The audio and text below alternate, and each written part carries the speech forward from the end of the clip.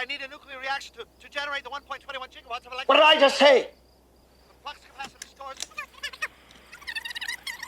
This sucker's electrical. But I need a nuclear reaction to generate the 1.21 gigawatts of electricity. 1.21 gigawatts! 1.21 gigawatts! Great Scott! What the hell is a gigawatt? Okay, so you might not really care what a gigawatt is, but I know a few of you have asked what is the difference between kilowatt and kilowatt hour, and I'm also guilty of, in the heat of the moment when doing a video, using the wrong terminology. So what I'm going to try and do in this video is try and explain the difference between a kilowatt and kilowatt hour, and hopefully it's going to make some kind of sense.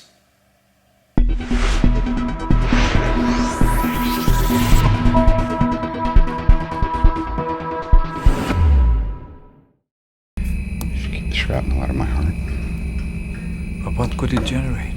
If my math is right, I don't know as is, 3 gigajoules per second. That could run your heart for 50 lifetimes. Yeah.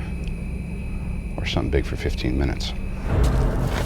Another movie clip to get started, to just try and reinforce that kind of analogy that Tony Stark has there, is that, you know, it could, the arc reactor, the little mini arc reactor he created, could keep the shrapnel out of his heart for many, many lifetimes, or it could power something for a short period of time. So that may help us a little bit with this analogy of kind of what a kilowatt is and what a kilowatt hour is.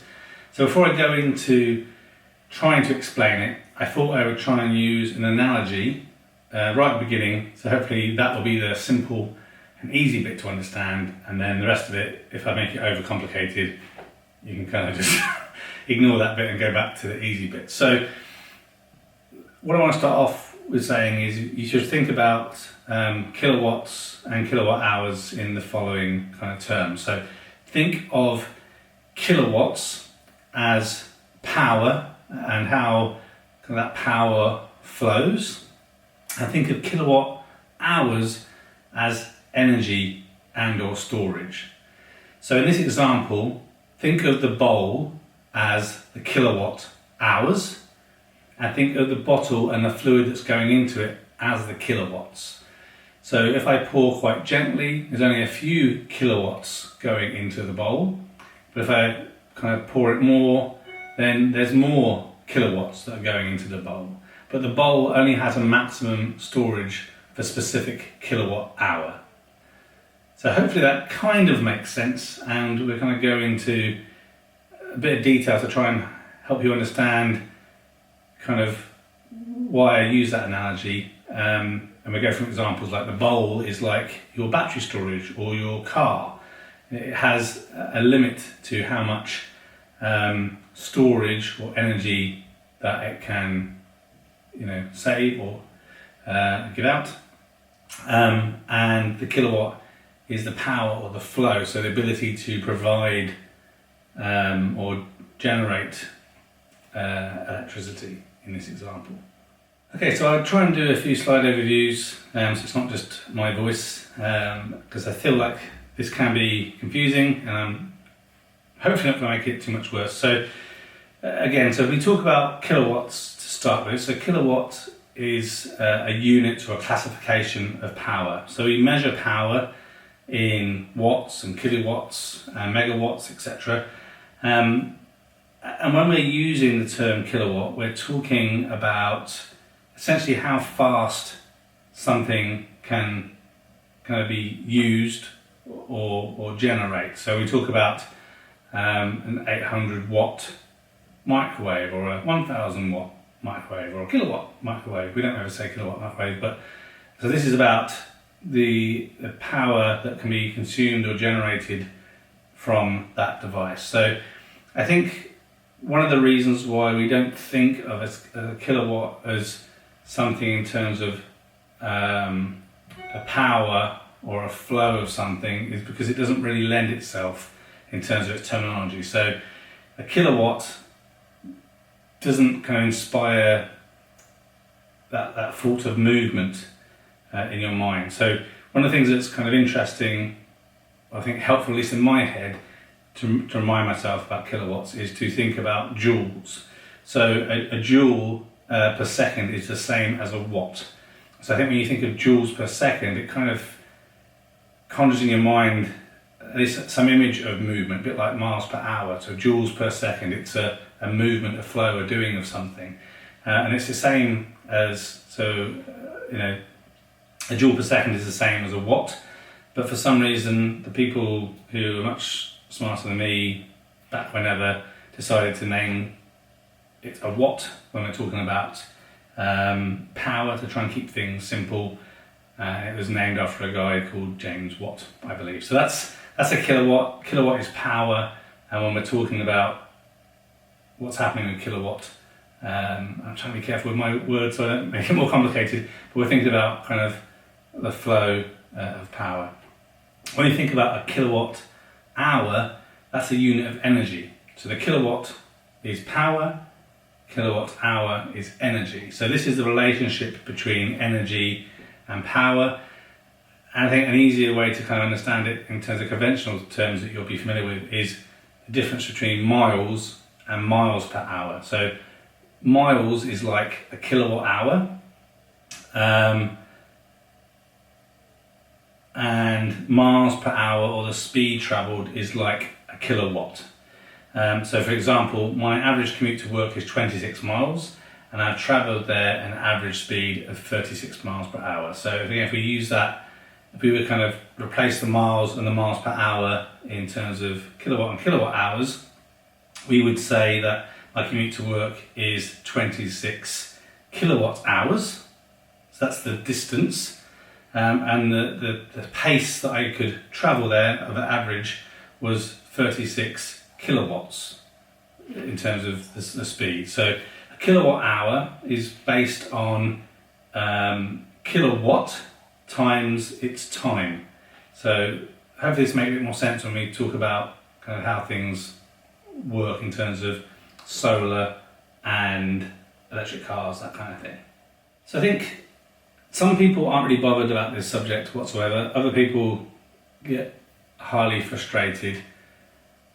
Personally, I don't get that frustrated because, again, one, I'd be a bit of a hypocrite because I know I kind of misquote myself, but also my brain kind of automatically interprets it into the right mechanism when people are talking about it. So I think that's part of the reason why I don't always catch it in my own edits, because I'll say kilowatt hour and really I mean kilowatt, but my brain kind of just erases that bit out and goes, I meant kilowatt, and that's what I said, even though it's what I kind of use. So I think the reason why I think it's important that people get frustrated is just give an example of kind of how very similar words can mean very different things. So if you used 1 kilowatt hour over 30 minutes, you've still used 1 kilowatt hour because you've consumed 1 kilowatt hour over a 30-minute time frame.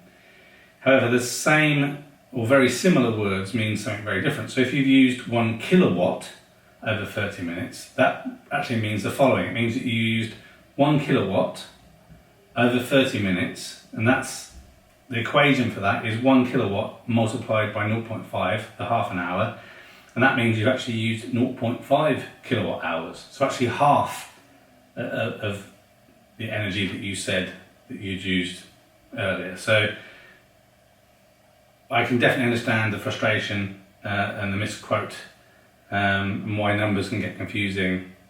So that's what the idea of this video is, to try and clarify some of those things, and also a reminder to myself to be a bit more careful and challenge myself when doing videos in the future, make sure I'm definitely using the right terminology.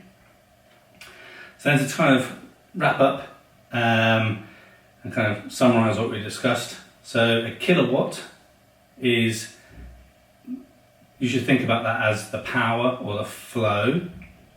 A kilowatt hour is the energy or the storage. And just obviously a simple reminder, a kilowatt is 1000 watts. And again, to use an example again, if you still had the ability to buy a 100-watt bulb, you would need to leave that on for 10 hours to consume a kilowatt hour. And again, just a couple of examples. So my Tesla battery in my car has the ability to store 75 kilowatt hours of power. Again, I tend to want to say energy, but I think you get confused with the term kilowatt hour, so it's power is going in and stored as energy. And when I'm charging my car at home, I use the Zappi, and that has the ability to provide a flow of power up to 7 kilowatts into my car. And then my solar panels, I have a 9 kilowatt array, but my inverter limits it to 6 kilowatts, and then that 6 kilowatts can be used to charge my Tesla Powerwall that has a kind of storage capability of 14 kilowatt hours.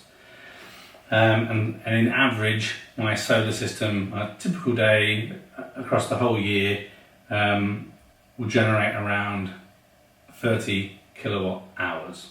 So again, just to give an example, if it's really sunny in this country and my panels are doing a good job, my panels will be generating a maximum of 6 kilowatts, and then that will be flowing into my house and into my battery storage. The most amount of power I can store in my battery is 14 kilowatt hours, and at the end of the day, when the sun goes down, I can look in my dashboard and see how many kilowatt hours my solar array has generated throughout the day.